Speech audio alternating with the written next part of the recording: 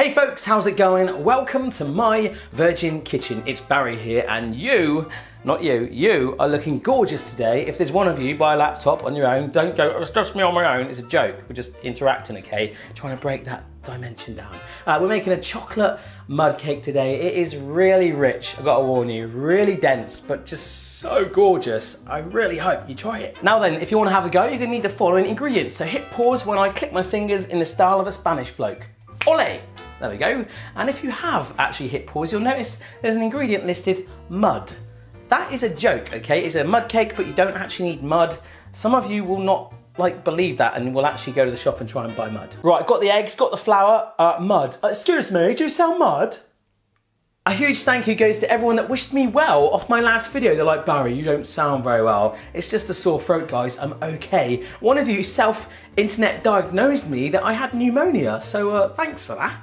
You know, it could be pug flu. I also want to say a massive thanks to everyone that posted on my Facebook page. Yesterday I had this huge craving to make a cake, okay? And you guys bombarded me. Oh man, you love the cake. It's someone's birthday every day, right? So I'm thinking we should make cake more often. I put that out there and you guys are loving it. So I'm thinking of doing a regular baking slot on my channel. And by the way, I love those Ferrero Rocher cupcakes. I will be making those, okay? So any ideas for baking, sweet or savory, let me know down below. I've got a much better oven now. We're gonna make it a regular thing, and cakes like this are gonna fulfill our dreams. The first step with this cake, we're actually going to make our frosting first. So grab yourself a saucepan with some water in it, sit a bowl on top and combine together your cream and chocolate chunks, okay? You want to combine those in there, in that bowl, stir it over that low flame until it all melts together and combines. You really will want to just pour that over your face, but just be sensible, put it to one side carefully, and you just want to let that cool down naturally. In about an hour's time, give it a stir every so often because it will form a little skin, and that will make an amazing icing later on. Now the thing that makes it a mud cake is it's super dense. You can see there's hardly any crumbs when I've torn that piece off like that. We're actually going to do a similar method again to start our cake off. So we'll get ourselves a large saucepan and combine together our first cake ingredients over a low flame. That includes our butter, our water,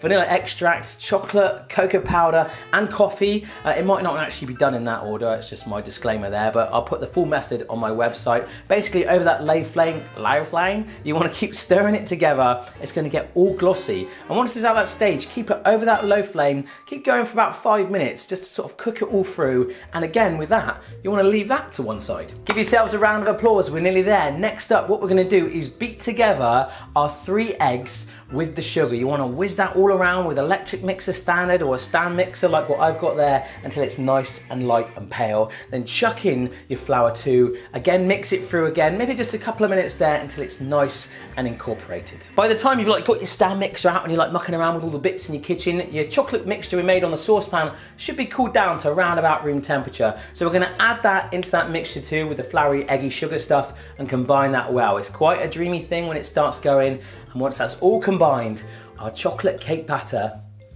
our mud, is ready. Grab your greased cake tin and pour that gorgeous chocolate mud cake batter all the way in there. That is looking so dreamy. And for reference, a lot of you guys ask me this, that is a 20 centimeter cake tin. And imagine when you sort of talk about that, you should have a ting, a tape measure just appear above your head. That's what happens to me. Could just be me. Anyhow, we're gonna shove that in the oven. Mine took 35 minutes because it's a fan oven. It might take a little longer if you're not using a fan, but just make sure you'll know when it's done when you put a skewer in it and it comes out dry. Like most baking, now's the boring step where we've got to wait for the cake to cool. So I washed up and took old Boston here out for a little walk. We had a bit of a heart-to-heart moment. But when I came back, that cake was ready to be fully dressed on our cake stand. Grab the chocolate frosting that we patiently made right at the start of the recipe and dump it all on top of that chocolate cake. Let it find its way naturally first of all and just sort of seep down, which is a sight to behold on itself. And then grab a spatula, spin in your cake stand to work it around the sides. If you don't have a cake stand, just spin your plate around.